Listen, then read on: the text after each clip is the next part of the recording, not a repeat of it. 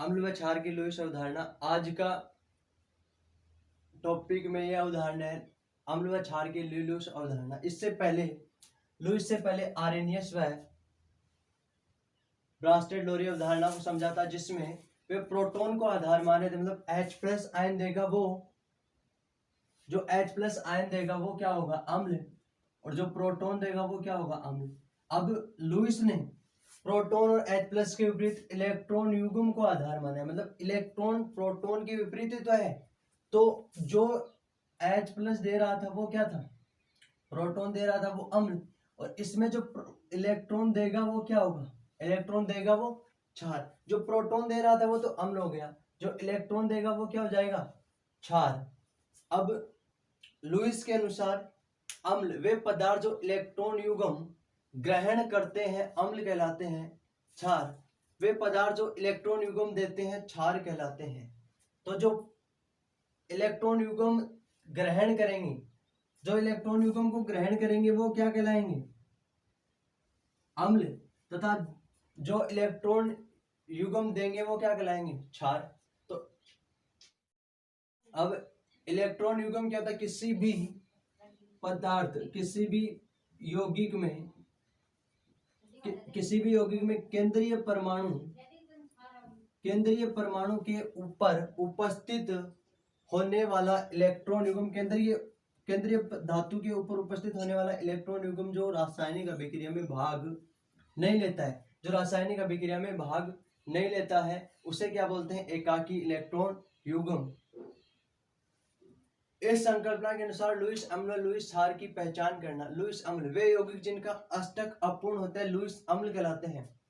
जैसे जो भी यौगिक होंगे जिनका अष्टक अपूर्ण होगा वो क्या कहलाएंगे, अष्टक अपूर्ण मतलब जिसके बाह्यतम कोश में 8 इलेक्ट्रॉन नहीं है, जिसके बाह्यतम कोश में पूरे 8 इलेक्ट्रॉन नहीं है, उसका अष्टक क्या है, अपूर्ण। तो जिस यौगिक का अष्टक अपूर्ण होगा वो क्या कहलाएंगे, लुईस अम्ल। जैसे Ca2+ calcium 2+ Na+ K+ Mg2+ Al3+ या Bf3, अर्थात सभी धनायन क्या कहलाएंगे, लुईस अम्ल। सभी धनायन क्या कहलाएंगे, लुईस अम्ल। जैसे ये यहाँ पर Na+ है, सोडियम के बाह्यतम कोश में कितने इलेक्ट्रॉन है, 2, 4 और 5, ऐसे ही तो है। पहले S में 2, 1s2 2s2 2p5, ये है सोडियम का इलेक्ट्रॉन विन्यास। अब इसने एक इलेक्ट्रॉन और त्याग दिया, एक इलेक्ट्रॉन और दे दिया, प्लस का मतलब एक इलेक्ट्रॉन और त्याग दिया, तो इस पर क्या हो गया, Na+ पर 4 इलेक्ट्रॉन। बाह्यतम कोश में कितने इलेक्ट्रॉन, 2, ये फर्स्ट कोश, ये बाह्यतम कोश में कितने इलेक्ट्रॉन है, 6। तो अब इसको 8 इलेक्ट्रॉन करने के लिए किसी यौगिक से इलेक्ट्रॉन युग्म लेना पड़ेगा, तो ये इलेक्ट्रॉन युग्म ग्रहण करने के लिए आतुर है, इसलिए ये क्या होगा, इलेक्ट्रॉन युग्म ग्रहण करने वाला अम्ल, और जो इसको इलेक्ट्रॉन युग्म देगा वो क्या कहलाएगा, क्षार। अब इसकी पहचान, इसका मतलब ये जो वे यौगिक जिनके केंद्रीय धातु का इलेक्ट्रॉनिक विन्यास पूर्ण नहीं है, वे यौगिक जिनके केंद्रीय धातु के बाह्यतम कोश में 8 इलेक्ट्रॉन नहीं है, वे सब क्या कहलाएंगे, जिनके इलेक्ट्रॉन युग्म 8 इलेक्ट्रॉन नहीं है, वे सब लुईस अम्ल कहलाएंगे, तो लुईस क्षार। वे यौगिक जिनके पास एकाकी इलेक्ट्रॉन युग्म उपस्थित होता है लुईस क्षार कहलाते हैं। जिनके पास एकाकी इलेक्ट्रॉन युग्म उपस्थित होंगे वो क्या कहलाएंगे, क्षार। मतलब क्षार के पास तो एकाकी इलेक्ट्रॉन युग्म होगा, अम्ल के पास नहीं होगा, इसके पास इलेक्ट्रॉन ज्यादा है, तो ये अपना इलेक्ट्रॉन युग्म किसको दे देगा, अपने बाह्यतम कोश की अपना इलेक्ट्रॉन युग्म अम्ल को दे देगा। तो जो इलेक्ट्रॉन युग्म लेगा वो तो हो जाएगा अम्ल, और जो इलेक्ट्रॉन युग्म दे रहा है वो क्या कहलाएगा, क्षार। जैसे Cl- OH-, इसके बाह्यतम कोश में कितने इलेक्ट्रॉन, Cl- के बाह्यतम कोश में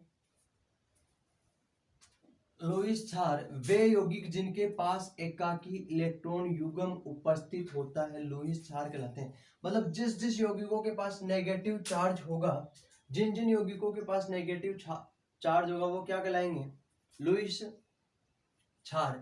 तथा जिनके जिनके केंद्रीय धातु के ऊपर एकाकी इलेक्ट्रॉन युग्म उपस्थित होगा वो भी क्या कहलाएगा, लुईस क्षार। अब इस एग्जाम्पल के माध्यम से समझते हैं लुईस क्षार और लुईस अम्ल क्या है। जैसे ये क्या है, लुईस अम्ल,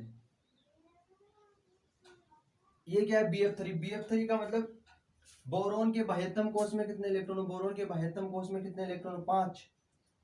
बोरोन के बाह्यतम कोष में कितने इलेक्ट्रॉन है,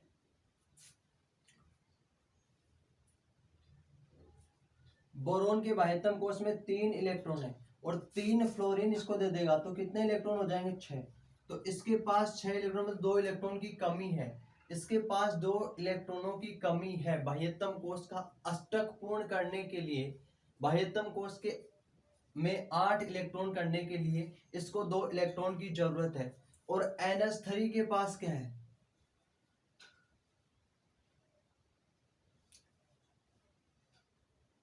नाइट्रोजन के बाह्यतम कोष में 5 इलेक्ट्रॉन और 3 इलेक्ट्रॉन कौन दे देगा इसको, हाइड्रोजन। तो इसके पास तो 8 इलेक्ट्रॉन है, तो ये अपना इलेक्ट्रॉन युग्म, ये इलेक्ट्रॉन युग्म किसको दे देगा, बोरोन को।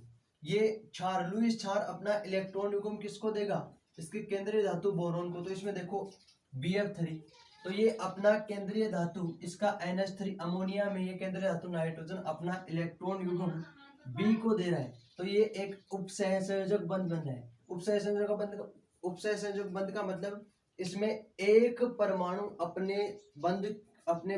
एकाकी इलेक्ट्रॉन युग्म दूसरे परमाणु को देता है, तो इसको ही क्या बोलते हैं, उपसहसंयोजन यौगिक। तो ये क्या किया, इसने इलेक्ट्रॉन युग्म लिया है, इलेक्ट्रॉन युग्म BF3 ने लिया, तो ये क्या होगा, लुईस अम्ल।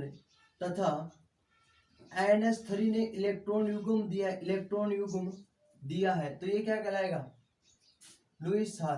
तो जो इलेक्ट्रॉन युग्म ग्रहण करेगा वो तो क्या कहलाएगा, लुईस अम्ल। जो इलेक्ट्रॉन युग्म देगा वो क्या कहलाएगा, क्षार।